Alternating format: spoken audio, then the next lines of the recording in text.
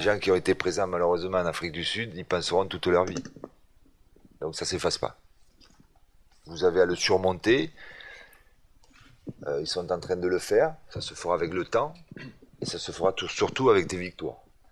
Et si on avait la chance d'écrire une nouvelle histoire, une nouvelle aventure, ça pourra éventuellement être un peu moins douloureux. Mais la cicatrice, vous l'aurez toujours. La nouvelle histoire, Laurent Blanc l'écrit avec de nouveaux joueurs et parmi eux Dimitri Payet. Le Stéphanois a fait une excellente rentrée face à la Roumanie, mais le sélectionneur exige un peu plus de patience. Le problème, c'est que dès qu'il y a un joueur qui marque des buts, qui est excellent, le niveau international, c'est autre chose. C'est autre chose. Donc, très intéressant ce qu'il a fait. Intéressant ce qu'il a fait dans la semaine, dans les entraînements. Là, on a vu qu'il avait vraiment de la qualité technique intéressante pour un joueur de percussion.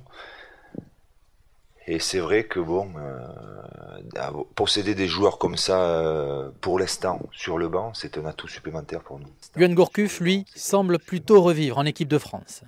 Le fait d'avoir retrouvé l'équipe de France, le fait d'avoir participé à la victoire de la Roumanie, jouer tout le match contre le Luxembourg, marquer chaque fois, ça va lui redonner confiance et surtout de l'envie pour faire une bonne et une grande saison avec Lyon. C'est une bonne chose. Laurent Blanc se veut plus indulgent pour Florent Malouda. Le Londonien reste à ses yeux le meilleur joueur français. N'oublions pas que lui, c'est un joueur titulaire.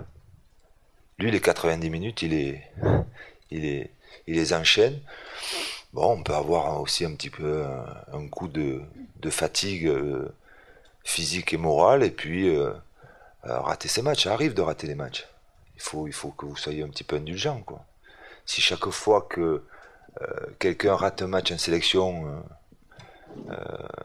on discute sa sélection, à ce moment-là, on va pas pouvoir faire de sélection, parce que être toujours performant, jouer au top dans la sélection, ça arrive de rater des matchs. Donc voilà, il n'était pas au mieux durant ces 2 matchs, il faut le reconnaître, je pense que lui en est conscient, mais il fait partie des meilleurs joueurs français, et il reste certainement le meilleur joueur français. 2 matchs, 2 buts pour Karim Benzema, c'est le buteur des Bleus pour Laurent Blanc, mais le Madrilène n'est pas au top physiquement. Là, on s'est posé la question de savoir si on le remettait contre Luxembourg, en sachant que physiquement, il avait fini carbonisé contre la Roumanie. J'ai voulu le mettre pour qu'il prenne confiance parce que j'étais presque certain qu'il allait avoir des occasions et marquer des buts. Il n'a pas eu beaucoup d'occasions, mais il a marqué un but. Je crois que ça va y faire du bien. Le seul problème, c'est que comme je lui ai dit, il faut qu'il arrive à trouver un niveau physique excellent pour pouvoir enchaîner les matchs, quoi. Le problème, c'est que quand vous jouez pas, ça devient difficile.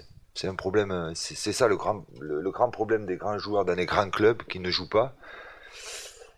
C'est difficile parce que vous pouvez pas jouer en réserve, vous pouvez pas, donc il vous faut avoir ou un complément d'entraînement, ce qui n'est pas toujours le cas dans les grands clubs, ou alors il faut essayer d'avoir l'opportunité d'enchaîner 3-4 matchs de suite. Le seul problème, c'est que dans les grands clubs, si vous enchaînez 2 matchs et si vous faites 2 contre-performances, le 3e match, vous savez là où vous êtes.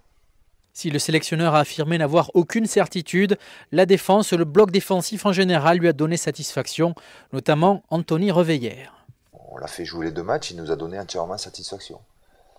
Dans le comportement, on le savait puisqu'on l'avait vu. C'était un garçon sérieux, appliqué, etc., etc.